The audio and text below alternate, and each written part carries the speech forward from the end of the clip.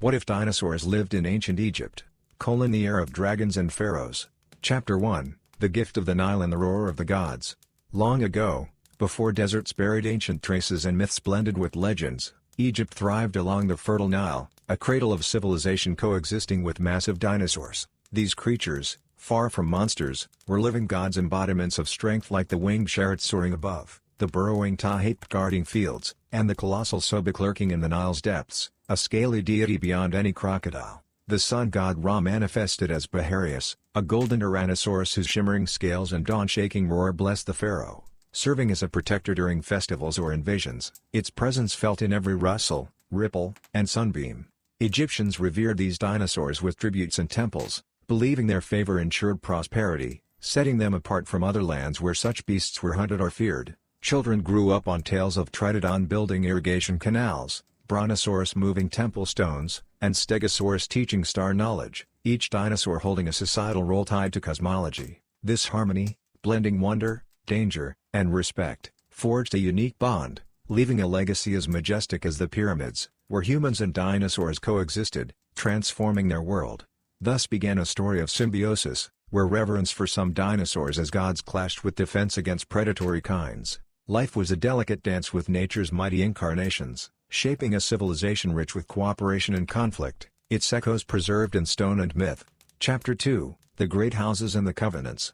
Ancient Egypt's society revolved around the pharaoh, priests, and great houses, each overseeing specific dinosaurs with specialized knowledge of their habits and abilities. The House of Ra, patrons of the golden Tyrannosaurus Baharius and other predators, trained them to guard temples and borders, their warriors drawing unbreakable strength and intellect from Baharius, striking fear into enemies during conflicts. The House of Sobek managed aquatic giants mosasaurs, plesiosaurs, and crocodile-like creatures, protecting the Nile with their waterway expertise, summoning these allies against floods or foes, revering the unpredictable Sobek with caution.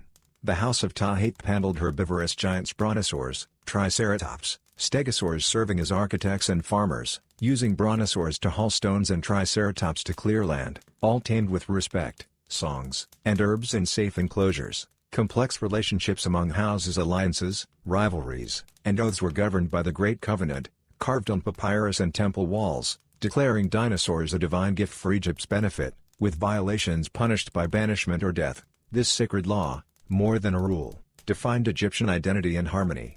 The covenant fostered a structured coexistence, balancing power and responsibility among the houses.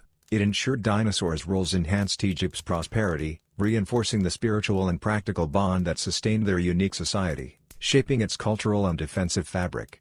Chapter 3, Builders of the Pyramids, Titans of the Earth.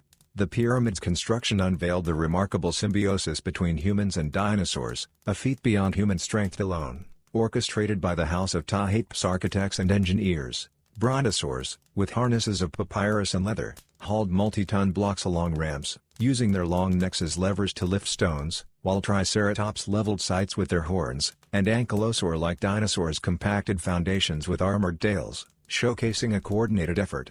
This process thrived on collaboration, not coercion, with priests conducting calming rituals and offering abundant food, fostering a familial bond. Each dinosaur bore a name, tied to worker families across generations, displaying patience and pride, some even following complex commands via gestures and sounds, as legends suggest. These monuments blended human labor with dinosaur strength, symbolizing Egypt's unique civilization. The pyramids stood as testaments to this partnership, every block and angle reflecting the sweat of humans and the power of dinosaurs. They were architectural marvels, preserving the legacy of a society where nature and humanity merged in pursuit of greatness. Chapter 4, Harmony and Danger, Protectors and Predators. Egypt's harmony masked constant dangers from wild dinosaurs, with velociraptor packs attacking caravans, countered by House of Ra hunters and their combat-trained predators, dubbed the wolf packs of the Nile. The Nile's depths hid ferocious crocodiliforms, larger than crocodiles, ambushing boats, met by House of Sobek's aquatic allies in underwater battles reliant on trainer skill and loyalty. These threats tested Egypt's defensive strategies daily. Internal conflicts posed greater risks, as rebellious nomarchs used dinosaurs to challenge the pharaoh, their power leveling cities, only quelled by Baharius's terrifying roar and golden presence. Border guards, armed with specialized weapons, patrolled with dog-like predatory dinosaurs, forming a living shield against all threats. Protection demanded relentless vigilance in this delicate balance.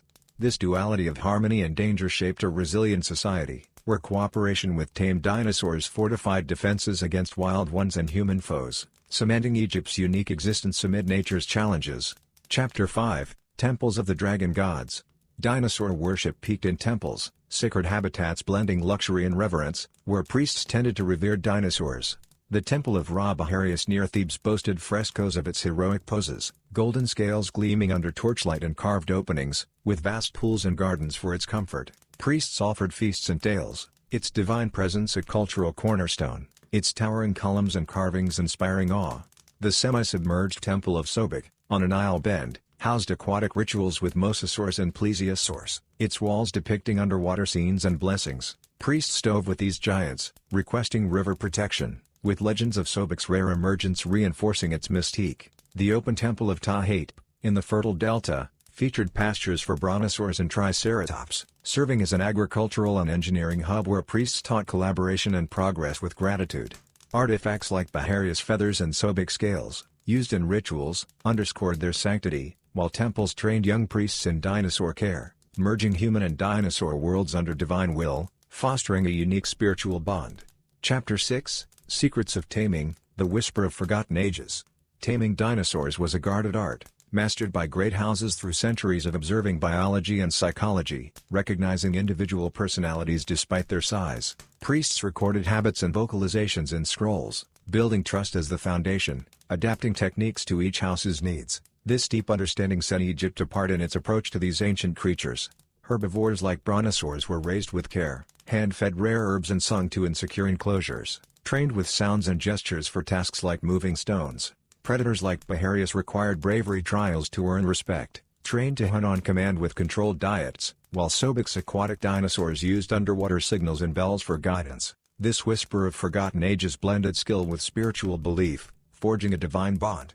This taming legacy made Egyptians unparalleled, their methods rooted in mutual respect and a sacred plan, enhancing a harmony that shaped their extraordinary world and left a lasting imprint on its history.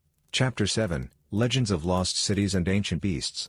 Western desert legends spoke of lost cities destroyed by divine wrath, possibly nature's rebuke to human dinosaur misuse, with tales of wild Spinosaurus hunting along ancient lake shores and massive pterodactyls circling ruins. These stories warned of untamed chaos beyond the Nile's reach, shaping Egypt's cultural caution. The city of sand breaths featured a blind Apatosaurus, its earth-shaking roars and desert camouflage a symbol of destruction, deterring all approach. The Valley of Screaming Stones recounted a tribe's abuse of tamed dinosaurs, leading to divine punishment with malevolent spirits haunting the land with airy screams and swift shadows. Shared around fires, these tales reinforce the covenant's importance, urging respect and deterring reckless taming, influencing Pharaoh's discipline over the houses.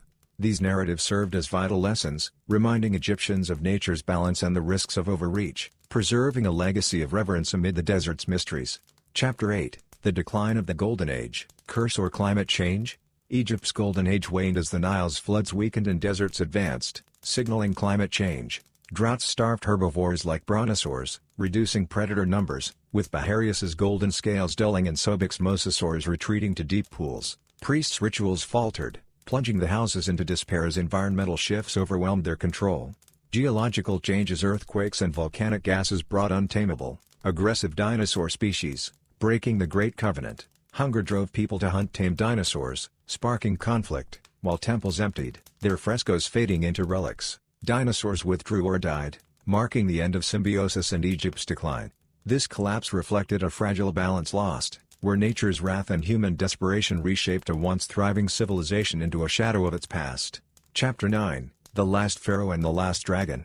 The last pharaoh, wise yet powerless, struggled to revive covenants as environmental collapse loomed. His Baharius weakening with age and hunger, its death, a devastating blow, shattered the spirit of a world built on dinosaur-human unity, with the pharaoh whispering futile oaths beside its fading form. This loss signaled the end of an era. In a tearful decision, he released remaining tame dinosaurs, brontosaurs, triceratops into the wild, a farewell amid regret. Egypt adapted to harsh conditions, its dinosaur memory fading into myths as temples buried under dust, leaving only elders' tales of a lost age, with the pharaoh's unnamed death sealing its end. Yet, he hoped descendants survived in hidden wilds, preserving the ancient spirit where gods once walked. offering a faint glimmer of resilience amid despair. Chapter 10, Echoes of Dragons in the Sands of Time. Millennia buried Egypt under sand, erasing dinosaur coexistence from memory, with archaeologists finding only bones and misinterpreting hieroglyphs as symbolic gods. Hidden scrolls and frescoes beneath the silt hinted at truth, awaiting curious scholars to question oversized harnesses near pyramids, sparking new inquiries. Wind echoes, a faint roar or wing rustle, suggested a lingering dinosaur legacy, tied to the pyramid's unseen power, possibly built with their aid. In every grain of sand over the Nile, this legend endures, blending human and dinosaur greatness, inviting researchers to uncover a kingdom of dragons etched into time's enigma. This unseen heritage challenges modern understanding, preserving Egypt's mystique as a land where nature and humanity once merged in extraordinary harmony.